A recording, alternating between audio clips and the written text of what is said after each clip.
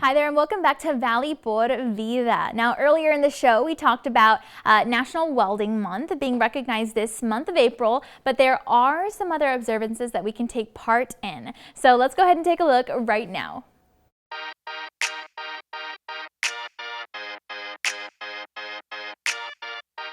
So according to the nationaldaycalendar.com, April marks National Safe Digging Month, which allows us to recognize the hard work that goes into home improvement projects. And this gives us the chance to remember that 811 is a good number to call before starting any digging project. And the site says that every 6 minutes there's an underground utility line that is unfortunately damaged by someone deciding to dig without calling first. This can increase the chance of injury, whether you're putting in a fence or planting a tree, or like the site says, even building a deck. So just now you know.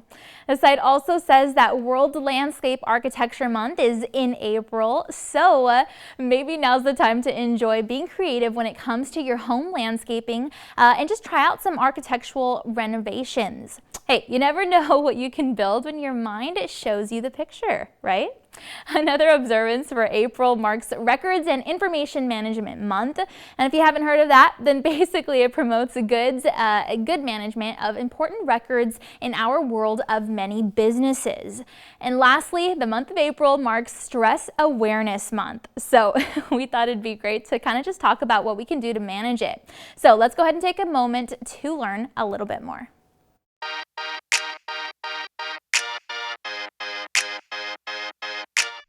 Last year, Children's Hospital Colorado declared a state of emergency when it comes to youth mental health, the unprecedented move coming a little more than a year into the pandemic. You know, kids pick up on all kinds of emotions and stressors that are going on around them. So we've seen a lot of oppositionality, really clinginess behavior, not wanting to leave mom's side. UC Health clinical social worker S.J. Purcell says cases of kids with anxiety skyrocketed. It's for kids who, prior to COVID, weren't exhibiting any of the symptoms of anxiety. They were living and loving life, right? And then the world changed overnight. And as the world changes back, experts say it could take longer for kids to bounce back. And even now, when the masks are coming off, it's almost recycling again because it's another new norm they're having to get used to.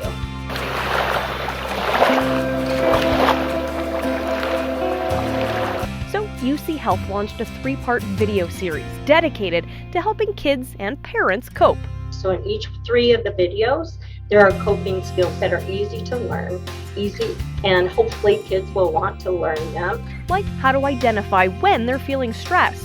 Are their hands clenched up, upset stomach and headache? And what to do when it happens. We asked, could pandemic anxiety stick with some kids for life?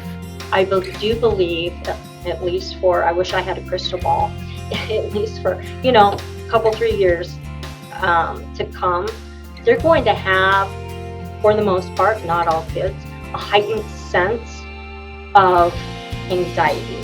Meaning the youth mental health crisis may outlast the pandemic. And I don't want that focus or that spotlight to go away once this pandemic is over.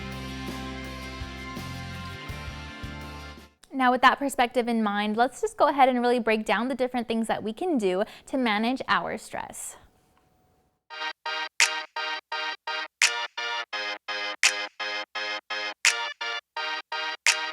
So according to WebMD.com, exercise is definitely the first. It's the best way to help you manage your stress. I know we hear it a lot, but it really is a great way to get the heart pumping, and it just helps to clear your mind. The site also says that it's a good idea to help your muscles just kind of relax. Now may seem like stretching, and that probably looks easy, but it really does increase the blood flow in your body and it helps to refresh you. And you can also take a hot bath or maybe even get a massage to help in this way.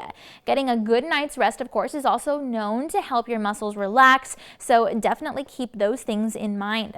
Now, the site also says that deep breathing is also a big part of stress management. And you can do this simply by yourself, when you're at home alone, or maybe just mix it up by trying something like yoga or some type of meditation. And of course, eating well is another thing to try, according to the site, because it helps your body stay healthy. And the mind is, after all, connected to the body. So no matter what type of diet you follow, as long as it's well balanced, then you should be good to go, helping to ease your brain of at least some of the stress. And lastly, it says, just take a break. Actually, I recently posted a quote to my social media that says, you can do it all, but you can't do everything. At least not all at once, so rest. And I think that holds true here. It's good to have goals and of course go after your dreams, hustling for what you want, but it's also good to kind of just allow the body and the mind to relax. It's not only good, but it's necessary. So make sure to take time to keep that in mind the next time that you're feeling just a little bit stressed. In times of stress, it's nice to know that there's a community around you supporting you, but it's actually nice to have that all the time. Now here in the Valley, we have a lot of Valley pride, right? I mean, we love our community, and whenever there's a chance for us to step up, most of us do, which is great. Well, the team over at Hidalgo County Community Service Agency feels the same, and they're making efforts to help their community with so much. We're talking extra funds for utilities, rent, mortgages, support services, education assistance, and even veterans aid. And we had the chance to learn more about their positive impact.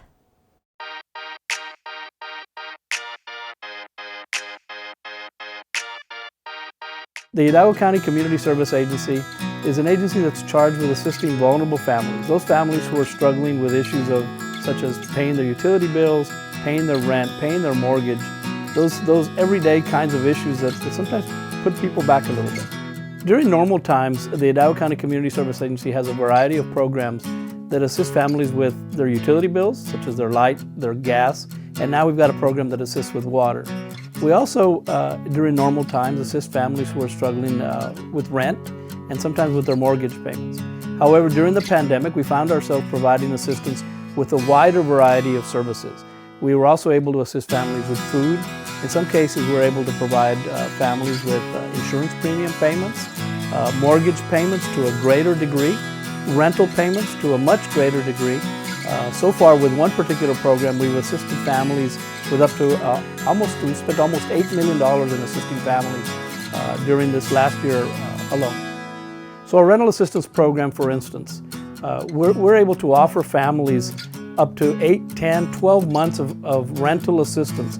Those are for families who have fallen behind on their rental payments, who qualify under our income guidelines. Our income guidelines are fairly liberal in terms of assisting the biggest number of families who are struggling with those payments. For instance, a family of 4 earning less than $47,100 would be able to qualify for that assistance. Not only are we able to assist them with payments that were in arrears, that they were behind on, we're able to assist them into the future in some cases, 3 months, and in some cases even 6 months into the future. We're able to provide that kind of assistance to give families really that breathing room that they need to recover from the pandemic and to get past the pandemic and reestablish some of the savings that may have been lost, some of the savings that they may have tapped into during these difficult times. Probably the most important aspect of what we do is we're able to provide that little bit of comfort for families to be able to rest easy, to be able to, it's one less stressor on the family.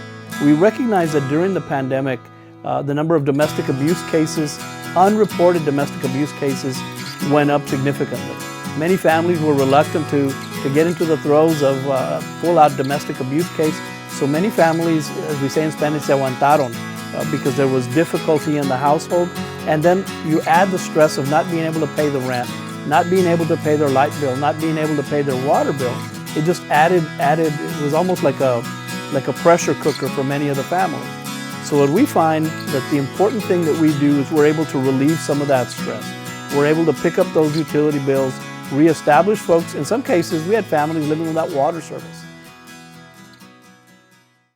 All right, that's all we've got for now. Thanks again so much for joining us today, and be sure to tune in again next time because we'll have a lot more in store for you.